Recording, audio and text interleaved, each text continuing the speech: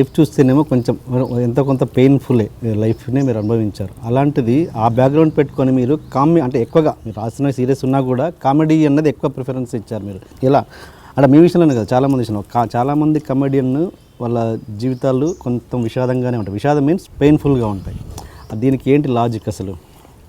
ఆది సినిమాలో డైలాగ్ అందరినీ గుడ్ మార్నింగ్ చెప్పమంటూ ఉంటాడు. Good morning, good morning, no punctuality, no sincerity, ఇంకా నో గుడ్ మార్నింగ్. అటు వెళ్ళిపోయే పిల్లల్ని అంటాడు. అటు చూసావు కదా పిల్లలు ఉన్నారని, ఇంకా నో గుడ్ మార్నింగ్ అంటాడు. గుడ్ మార్నింగ్ పిచ్చాడు వాడు. అవును, హీరో నా చేత 300 సార్లు గుడ్ మార్నింగ్ చెప్పిస్తాడు. వాళ్ళు నమస్కారం చెప్తున్నప్పుడు మీరు ప్రతి నమస్కారం చెప్పాలి సార్. 300 సార్లా చెయ్యి పని చేయదయా అంటాడు. తప్పదు సార్ అంటాడు.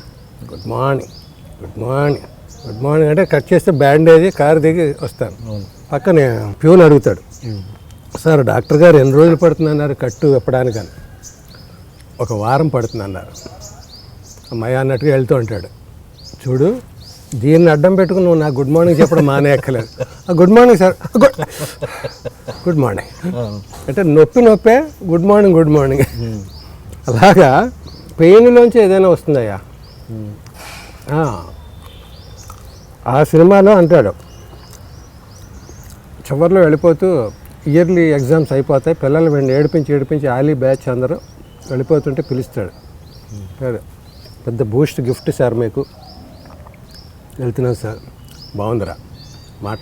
జీవితంలో నవ్వు ఉండాలి కానీ జీవితం నవ్వుల పాలు అయిపోకూడదు అని ఒక చిన్న మాట చెప్పి పంపిస్తాడు. అట్లా జీవితంలో హాస్యం ఉండాలి.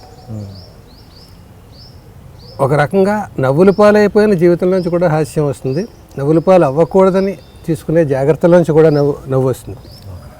సీరియస్గా ఉండేవాళ్ళు ఎక్కువ కామెడీ చేయగలరని నేను అనుకుంటా. మామూలుగా నోరిప్పితే ఒక బాడీ లాంగ్వేజ్ ఉంటుంది, దాన్ని చూడగానే నవ్వు వస్తుంది. వాడు చేసేది నేను ఆ కామెడీ కంటే గంభీరంగా ఉండి చేసే హాస్యం గొప్పదని నా ఫీలింగ్. ఎందుకంటే గంభీరంగా ఉండి చేసే దాంట్లో తూకం ఉంటుంది. ఎప్పుడు ఎంత సమయం సందర్భం అంటాం మనం. ఎప్పుడు నవ్వాలో ఎప్పుడు నవ్వకూడదో తెలిసిన వాడే వెజ్జుడు అంటాడు ముల్లపూడి వెంకటరమణ గారు. అలాగా ఎప్పుడు నవ్వించాలో ఎప్పుడు నవ్వించకూడదో కూడా తెలియాలి. అమ్మ శవాన్ని మోసుకెళ్తున్నప్పుడు ఎవడో ఆటోగ్రాఫ్ అడుగుతాడు. అది హాస్యమా విషాదమా? నీకు హాస్యమా? నేను అడిగిన వాడికి హాస్యమా? ఒక కమెడియన్ కనిపించాడు, వాడు అప్పుడే కనిపించాడు. అమ్మ పోయిందా బిడ్డ పుట్టిందా వాడికి అనవసరం. ఎల్బీ శ్రీరామ్ కనిపించాడు. నేనేమో పంచి జారిపోతూ అమ్మ శవాన్ని మోసుకెళ్తూ నేను ఉంటాను తడి బట్టలతో వాటితో. వాడికి ఆటోగ్రాఫా గుడ్ మార్నింగ్, సార్ శ్రీరామ్ గారు ఇలా వచ్చారేంటి సార్, ఇలా వచ్చారేంటి శవం మోస్తుంటే. నా బాధ ఎలా ఉంటుంది, వాడి ఆనందం ఎలా ఉంటుంది, ఏది హాస్యం ఏది విషాదం. సో గుర్తుండాలంటే ఆ డెప్త్ ఉండాలి. ఆ డెప్త్ లేకుండా పైపోయిన ఏదో నవ్వించి ఇలా కితకితలు పెట్టేసి నవ్విస్తే అప్పుడే మర్చిపోతావు అండి. ఎందుకు నువ్వు కితకితలు పెట్టావు, ఎందుకు నవ్వు. అందుకని పెద్ద వాళ్ళు అందరూ తీసుకో, ఎవరైనా కూడా వాళ్ళ జీవితం. చార్లీ చాప్లిన్ తీసుకో, లండన్ నగర్ ఫుట్పాత్ల మీద సెల్లు పడుకున్నాడు కప్పుకోవడానికి ఏం లేకుండా. అతను ఈ హాస్యాన్ని ఎలా పోలిస్తాడంటే, ఒక గొర్రెల మంద ఉంది, ఆ మందలోంచి ఒక మేక తప్పిపోయింది, చిన్న పిల్ల. మంద ఎటు వెళ్ళిపోయింది, ఇది వెతుక్కుంటుంది, బేర్ బేర్ మ్యా మ్యా మ్యా అంటుంది. పిల్లలు ఇంకో పిల్లల గుంపు ఎదురయ్యారు. మేకరా పట్టు మేక. వీళ్ళకి ఆట, దానికి ప్రాణ భయం. ఆ భయంతో ఇటు గంతులేసి వాడి మీద పడితే వాడు నవ్వి పక్కవాడు నవ్వి వినోదం వాళ్ళకి. దానికి ప్రాణ భయం, అందులోంచి వచ్చే హాస్యం.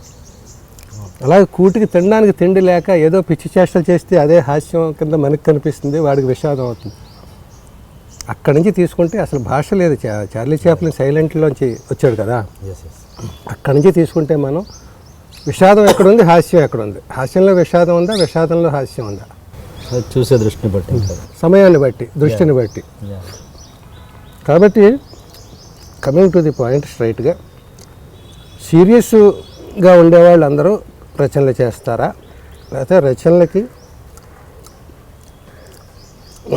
సీరియస్గా ఉండేవాళ్ళందరూ కామెడీ రాస్తారా, లేకపోతే కామెడీ రాయాలంటే సీరియస్గా ఉండాలా? రెండోది కొంచెం అవసరం. కామెడీని కామెడీగా తీసుకోకూడదు, కామెడీని సీరియస్గా తీసుకోవాలి. అప్పుడే మంచి కామెడీ వస్తుంది. ఓకే, మీరు అన్నది ఇంకో విధంగా ఆలోచిస్తే అంటే సీరియస్గా ఇమేజ్ ఉన్న వాళ్ళు కామెడీ చేస్తే బాగా పండుతుంది. సపోజ్ అమితాబ్ బచ్చన్ కామెడీ చేస్తే విపరీతంగా పండుతుంది. నేచురల్. ఏ రజనీకాంత్ చిరంజీవి గారు చేస్తే పండుద్ది, హుందాతనం ఉండి కామెడీ చేస్తే పండుద్ది. ఇదంతేనా మీరు చెప్పిన పాయింట్ కూడా అంతే? అదే అదే ఇప్పుడు తేలిపోకుండా నిండుగా ఉంటుంది. ఉత్తి కొండ వాయించడానికి నీళ్ల కొండని గలగల తప్ప నీళ్లు తొడుగుతూ ఉంటాయి పైన నిండా ఉంటే మోసుకెళ్తూ ఉంటాం. ఉత్తి కొండని డబడబ అంటే అలాగా నిండుగా ఉండి గంభీరంగా ఉండి అందులోంచి హాస్యం తెస్తే తూకం ఏదైనా జీవితంలో దేనికైనా తూకం ఉండాలయ్యా. శృతి చూసుకొని అయినా శృతి అంటుంటాడు అందులో. అది ఏది ఓవర్ డోస్ అవ్వకూడదు జీవితంలో. Please subscribe for more videos.